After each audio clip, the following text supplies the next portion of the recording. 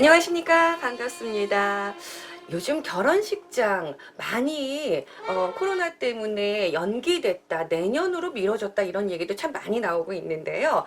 결혼, 일륜지 대사죠. 정말 중요한 일인데 그러다 보니까 우리 조상들은요. 삼서육례로 혼례를 치렀습니다. 시대가 변하면서 좀 바뀐 부분도 물론 있지만 그래도 아직까지 바뀌지 않고 중요시 여기는 부분도 있는데요. 결혼 전에 궁합을 보고 또 사주단자를 보내고 결혼 태기를 하고요. 혼서지를 보내는 사람들 아직도 많습니다. 자, 운명학 감춰진 진실을 말한다. 오늘은요. 바로 이 결혼에 앞서서 주고받는 사주단자 그리고 연길 혼서지 등에 대해서 좀 알아보려고 합니다. 그래서 이곳 오원재 허정 이상엽 선생님을 모셨습니다. 안녕하세요. 예, 안녕하세요. 네, 결혼 참 중요하죠, 선생님. 네. 네, 우리 조상들 결혼에 앞서서 사주단자, 연길, 혼서지 등을 주고 받았습니다. 번거롭고 불합리하다라는 사람들도 많은데 왜 이런 것들을 주고 받았을까요? 예. 결혼에 앞서서 신랑 댁과 신부 댁에서 주고받는 청혼 편지, 허혼 편지, 그리고 이제 사주단자, 결혼 태길, 예당지 등을 주고받는 것은 백년 가약을 맺는 기본 예의를 갖추는 것입니다. 그러니까 불합리한 허식이라고 볼 수 없습니다. 좀 복잡하긴 하지만 예. 그래도 이건 기본 예의다. 이런 예. 말씀이신데요. 사주단자, 예. 혼서지 이거 쓰는 양식을 몰라서 어려운 분들도 좀 많은데 그 양식은 어떨까요? 예, 사주단자, 연길, 혼서지 등의 양식은 어렵지 않습니다. 그러니까 이제 접해보질 않아서 그런데요. 이 영상 끝부분에 제가 사주단자, 연길, 혼서지 뭐 이런 거 쓰는 양식을 올려드리겠습니다. 이게 필요하신 분은 참고하시기 바랍니다. 이게 뒷부분 꼭 봐주시기 바랍니다, 여러분. 자, 결혼에 앞서서 주고받는 양식 참 많은 것 같은데요. 이렇게 복잡한 결혼식 절차, 이거 다 지켜야 하나요? 예, 생각에 따라서 이제 다를 수는 있습니다. 그런데 혼서지 등을 주고받는 것은 가문에 대한 최소한의 예의라고 생각하시면 혼서지를 주고받는 것이 바람직하다고 볼 수 있습니다.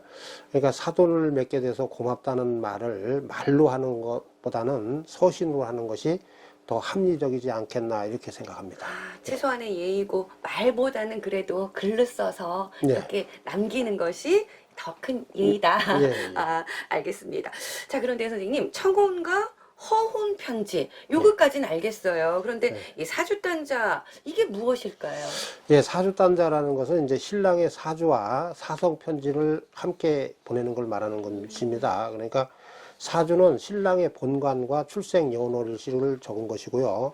사성 편지는 혼인 허락에 대한 감사 인사와 또 혼인 태기를 요청하는 내용을 적은 편지를 말하는 것입니다. 그러니까 결혼 태기를 위한 목적도 있지만 신부가 어느 가문에 누구한테 시집갔다는 사실을 처가의 족보에 올리기 위해서 받는 그런 목적도 있는 것입니다. 그래서 본관과 출생 연월일시를 구두나 메모지로 적어서 올리는 것은 결례가 된다고 볼 수 있는 것입니다. 그렇군요. 처가의 족보에 올리는 자료가 된 아주 중요한 자료네요.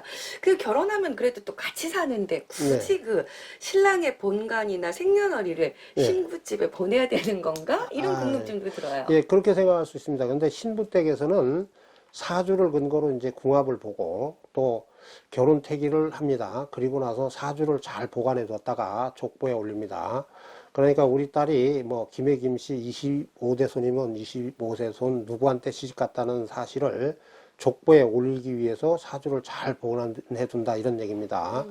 그래서 사주를 받아놓지 않으면 사위 본관과 생년월일시를 잘못 올릴 수도 있습니다. 그래서 사주를 더 중요하게 여기는 것입니다. 그렇겠네요. 선생님이 이렇게 풀어주시면 다 이해는 가요. 몰랐던 부분이. 자, 그럼 결혼 전에 받은 사주단자를 신부가 시집으로 가져가서 그 장롱 밑에 이렇게 넣어놓는다는 얘기가 있었는데 이거 그럼 잘못된 건가요? 예, 그렇습니다. 잘못된 게 분명합니다. 그러니까 사주단자는 신랑 댁의 혼주가 신부 댁의 혼주에게 보내는 것입니다. 그러니까 신랑이 신부한테 보내는 것이 아닙니다. 그런데 왜 신부가 그걸 시집으로 가져옵니까? 그러니까 신부가 사주단자를 시집으로 가져와 보관하는 것은 결례고 잘못된 것입니다. 예. 그렇군요. 집에 다시 시집으로 가져와서 보관하시는 분들 많은데 사실은 저도 그랬거든요. 이런 부분이 또 예. 있다는 거 새롭게 알았습니다. 자, 그럼 신부집에서 사주단자를 어디에 쓰고 어떻게 해야 되는 건지 이 관리도 중요할 것 예, 같아요. 신부집에서는 이제 사주단자에 적힌 신랑의 사주팔자를 근거로 첫 번째는 이제 결혼 태기를 합니다. 그리고 이제 족보에 올리기 위해서 사주단자를 잘 보관하는 것이 통상적인 관례입니다. 그리고 이제 신부가 사주단자를 시집으로 가져가면 나중에 신부가 어느 가문에 누구한테 시집 갔는지 정확하게 족보에 올리지 못합니다. 그 이제 사주단자는 신부의 혼주가 보관하는 것이 그래서 맞습니다. 그리고 이제 그 족보라는 것은 보통 가문마다 좀 다르긴 한데 대개 한 30년마다 한 번씩 만들다 보니까 그때 사주가 꼭 필요한 것입니다. 네.